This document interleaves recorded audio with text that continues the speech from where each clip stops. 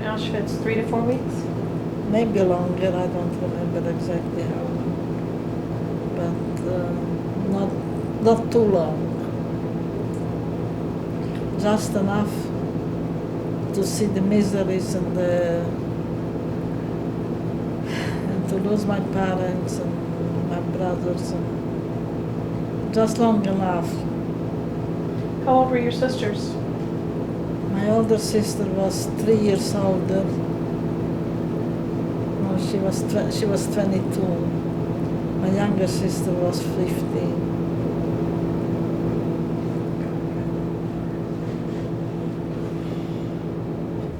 You were transported to where?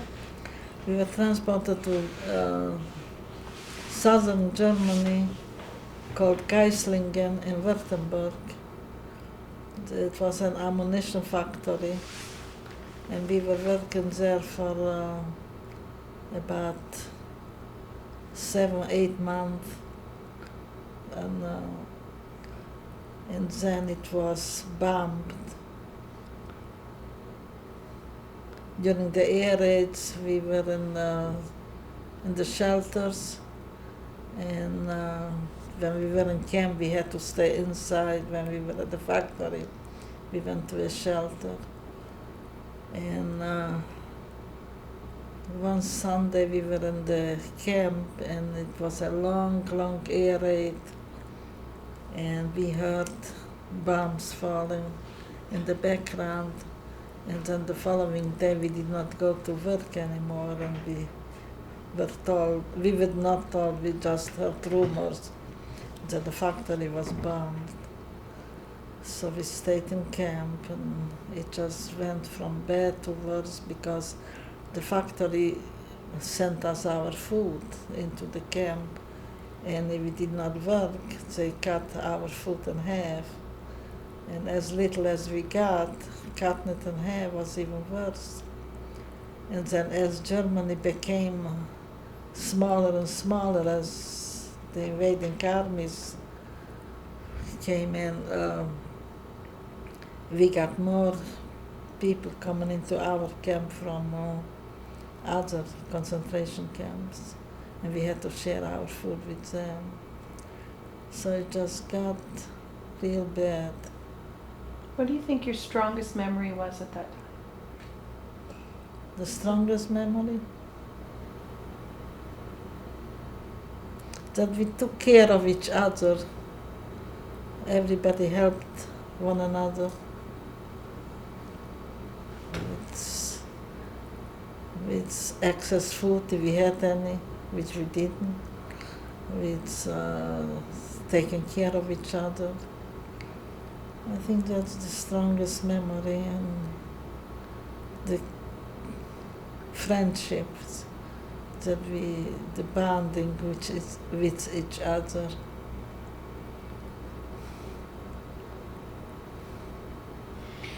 I'm a descendant of Hungarian survivors and victims. My family's from Budapest.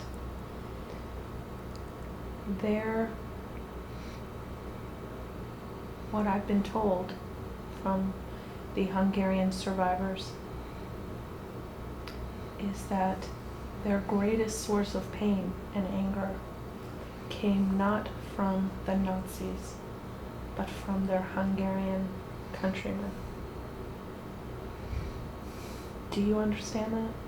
Yes. From our neighbors, you mean? Right. Yes. But see, our neighbors were not Hungarian. Well, some of them were. Our neighbors were Ruthenians, they were called. Native people that lived there. In the What were they called again? I'm sorry? Ruthenian. Rotanians? Ruthenian.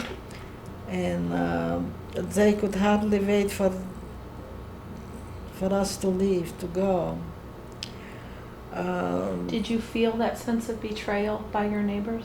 Oh yes, definitely. Because before we were taken away, the food was rationed. There was a war going on. We all had sacrifices to make. But food was rationed, and we the Jews got half the rations than the other people got. So we had to go to the neighbors to help us out with cornmeal or potatoes or whatever we could.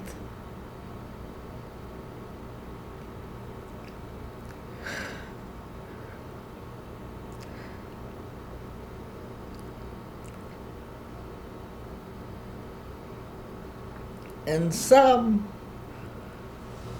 well, they were supposed to be such good neighbors, just didn't care.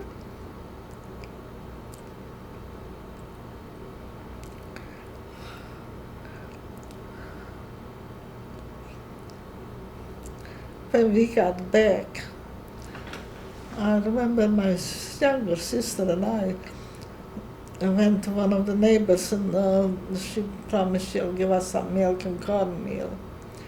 And she welcomed us and we sat down and my sister said to me, look, those are our chairs we were sitting in. And I turned to my neighbor and I said, oh, I'm so glad you got our chairs. And she got so angry. No, those are not your chairs, she said. We did not take nothing from you. We don't want nothing from you. Now get out of my house.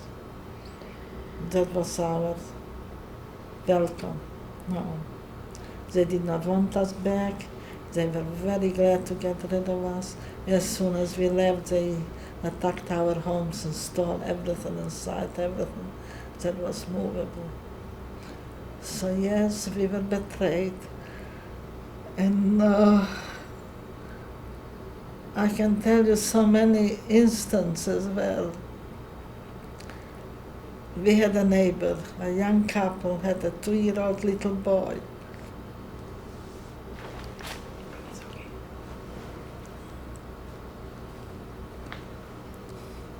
And they had property outside the town. They had a lot of property, and they had a caretaker of that property. And they told the caretaker, keep my boy, a 2-year-old. And if we survive, we'll come back, we'll give you half of the property.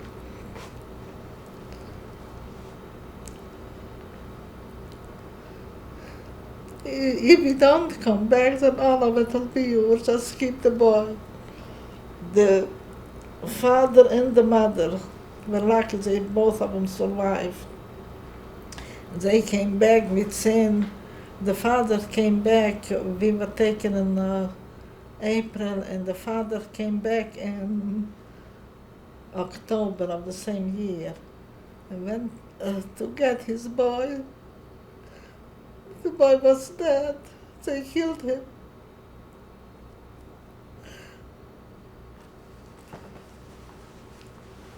I have this thing.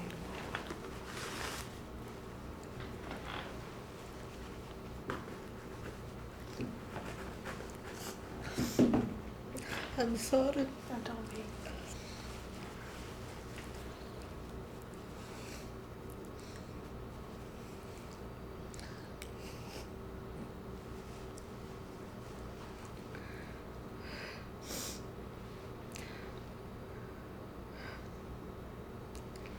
I'm all right now.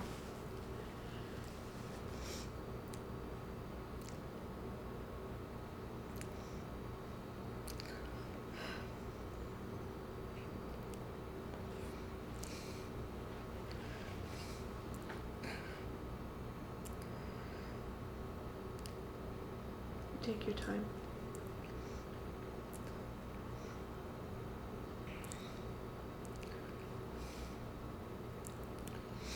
Okay, you have more questions? Tell me where you were around the time of liberation. We were from Geislingen after the factory was bombed. We stayed in camp for a while, and then that was sometimes in February of 1945. And we stayed there till sometimes mid-March probably. did nothing. And then we were taken by train to Dachau. And we stayed in Dachau for 3-4 weeks. And that was real bad because we did not get any real food. Once a day we got some soup, and we didn't do any work in Dachau. Once in a while they'll take us out on, there was not far railroad tracks, in grassy hills, and to pick edible grass, and that grass was cooked into some kind of soup for us. That was our food. And then again from Dachau,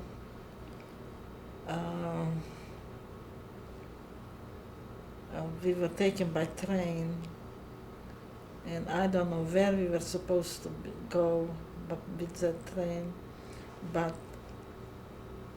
wherever we went, we were cut off because the Allies were closing in on Germany.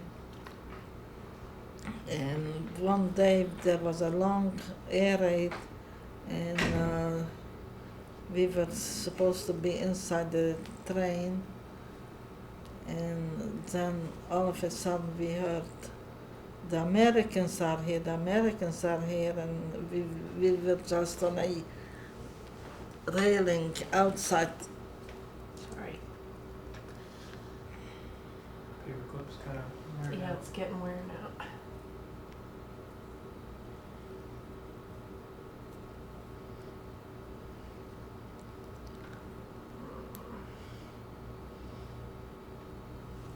Wouldn't it be better over here? Probably too close right there. See if that works. We were outside of a town, I don't know what the town was called, in the train, and going over, sitting there for 2 days. And one day the Swiss Red Cross came through and told us to have patience, that it won't last much longer, just to have patience, and gave us a care package, each of us. And then about 2 days later, we heard shouting, Americans, Americans, and there were soldiers running by the train and picking up the guards with their hands up. We noticed the day before that the guards did not pick up their rifles. So we did not know what was going on, but then the Americans came and they did not know what to do with us. They said, stay put, we'll send somebody for you. But the first thing we did was run to the front of the train and broke in into the car where the food was stored. Got some food, and we did not wait for anything. We just went into town, and then we were on the top. The following day we were on the top by the Americans and taken to a camp that used to be a Nazi officers' recreation camp, and who needed medical help, there was food for us, and we still wore our striped uniforms, but slowly we started to hear what's going on in other camps. The war was still going on, though. The war was not over yet. We just heard on the radio where Prague was calling for help, and where fighting was going on, but we were free already. That And then we went from camp to camp till Czechoslovakia's claimed their citizens, and we came back home. We find nothing and nobody.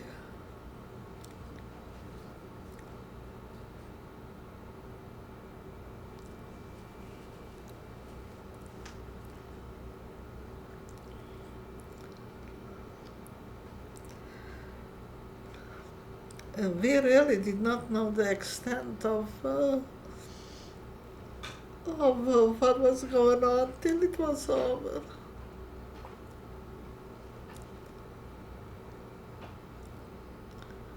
And that was it. When did you come to America? From after the war, we first stayed, my sisters and I stayed at home for a while. And one of my uncles, my mother's brother, survived, and he said to come and live with him. He lived in Romania. So we stayed with him for a couple of weeks. But that part of Romania became very communistic. So we did not want to stay, and we went to Czechoslovakia, to Czechia, to part of Czechoslovakia, and lived there for a while till 1948 when Israel got liberated. And then I went to Israel. My younger sister went with Youth Aliyah to Israel the year before, and I went in 1948. And my older sister got married in Czechoslovakia, and she came to Israel a year later. What brought you to Tennessee? I got married in Israel, and my husband had relatives in Tennessee, in Athens, Tennessee. And when we got married, he told me that he has relatives here in the United States, but he hasn't written to them yet that he survived. So we wrote a letter and we got a response, and we started to correspond. And they told us to if we want to come, they'll help us to come here. And Israel wasn't the best of places to live at that time. That was during 1956 Sinai War, when my husband almost got killed.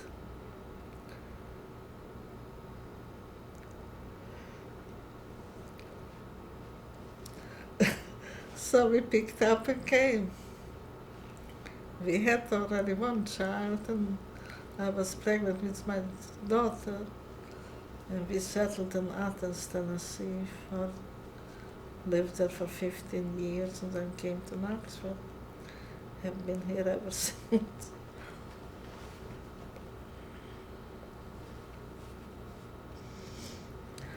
How do you get through the memories?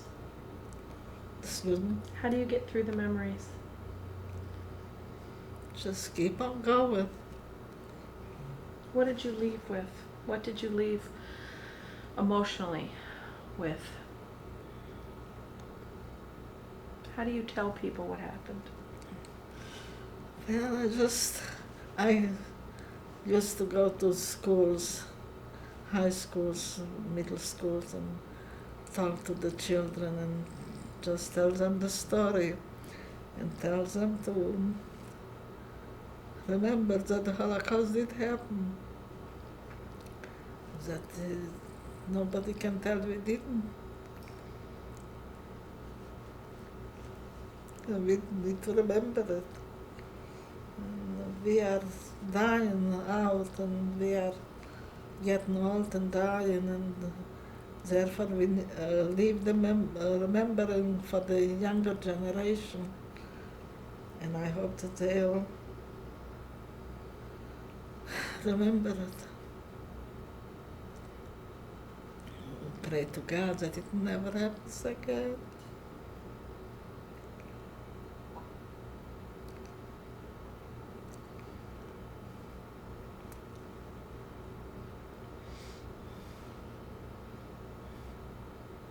You said I pray to God. How was your strength found? I don't know how to answer that. We were brought up in a very religious home, and I guess that fortified us, and we just kept hoping. You know, if there is no hope, there is no life, and as long as there is life, there is hope. And so we just kept hoping and praying that tomorrow it'll be better, and we went on from day to day.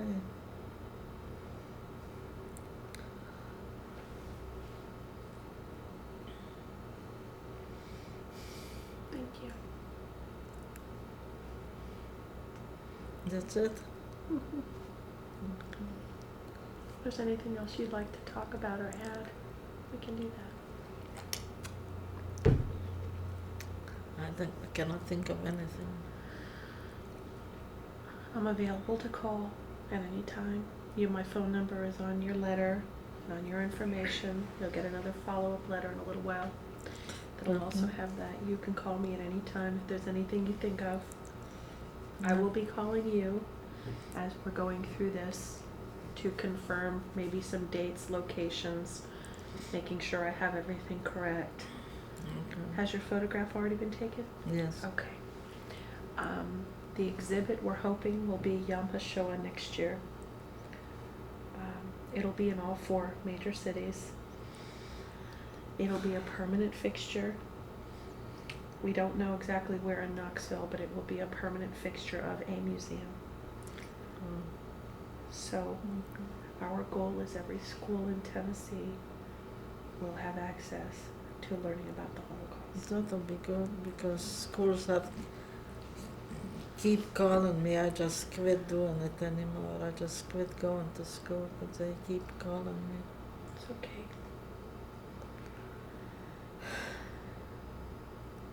Thank you, thank you. You take all the time you need to sit if you'd like to.